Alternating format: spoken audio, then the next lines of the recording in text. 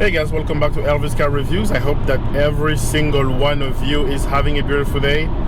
In today's video, we are going to talk about the future of the Ecoboost Mustang.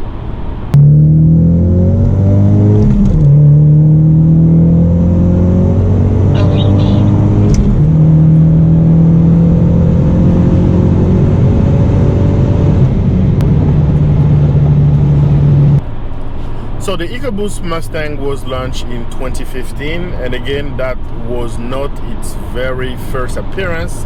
It did appear before under the name of SVO back in the 80s. So Ford came up with the 4-cylinder Mustang and then killed it off and brought it back again in 2015. With the way the car culture is going right now, it's only normal to wonder if the Ecoboost Mustang has a future in the Ford lineup. And in today's video, we are going to talk about a few factors that I believe puts the Ecoboost Mustang in a very, very good position to pretty much survive.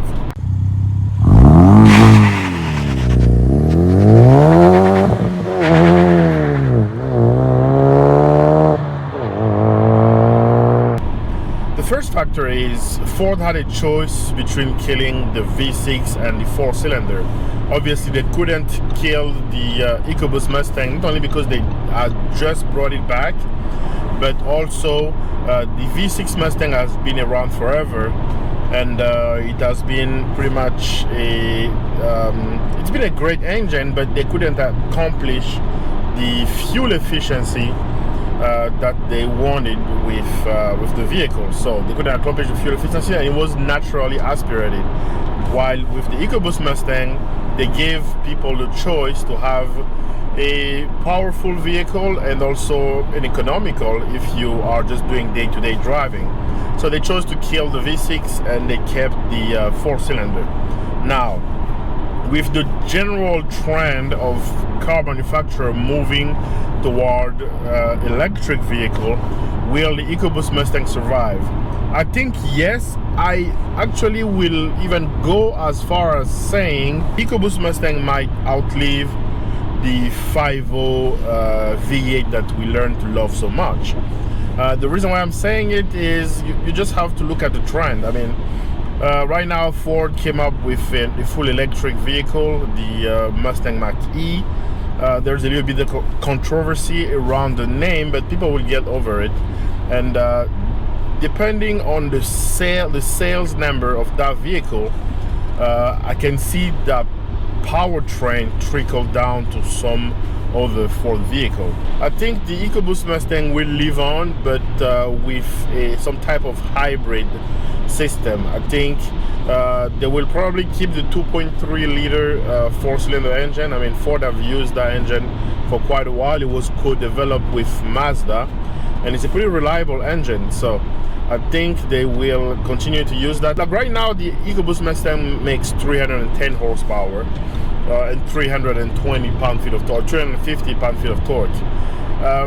With a hybrid system, I have no doubt Ford can bump that to 400 or 450 horsepower.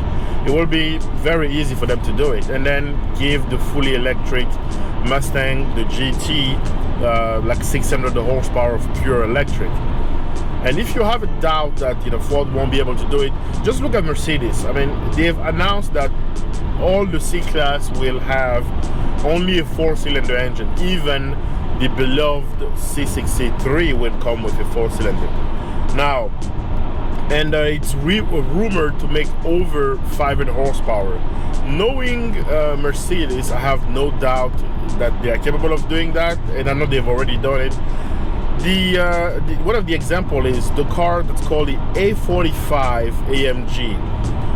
We don't get that version of the engine here in the US because the A45 or CLA45 2-liter engine in the US makes like only 300 some horsepower, but in Europe that same engine makes 421 horsepower out of a 2-liter 4-cylinder engine. I think at some point it was the most powerful 4-cylinder engine ever made, I believe.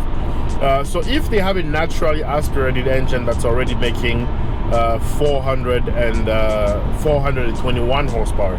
Do you think that this they pair it with an electric motor, they won't be able to beat the 500 horsepower mark or even exceed it?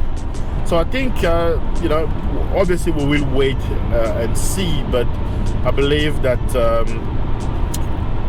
Mercedes will surprise us with the new C63 going hybrid with a 4-cylinder engine.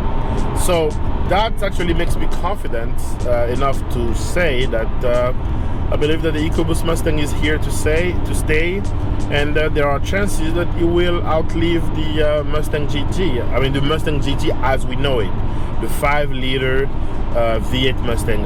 I don't believe that it will go away right away. I think the next generation Mustang, the S650, will get some type of revised, either the revised 5.0 or a much bigger 5.2, 5.8. There are rumors going like that.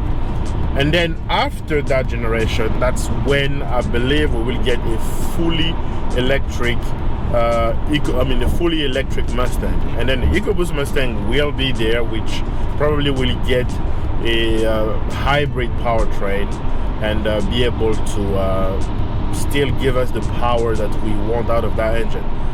So let me know, guys, in the comment section below, what do you guys think? Do you really think I'm wrong? Do you think the EcoBoost Mustang will disappear and that Ford will go fully electric when it comes to Mustang? Also, let me know in the comment section below what you think about the Ford potentially making a sedan version of the Mustang. Personally, I believe it will depend on how people respond to the Mach-E, how many people will buy it, if it will be a failure or not, because that's actually testing the water. This is, I believe, the first time Ford is putting the Mustang name in anything other than a 2-door coupe sports car vehicle.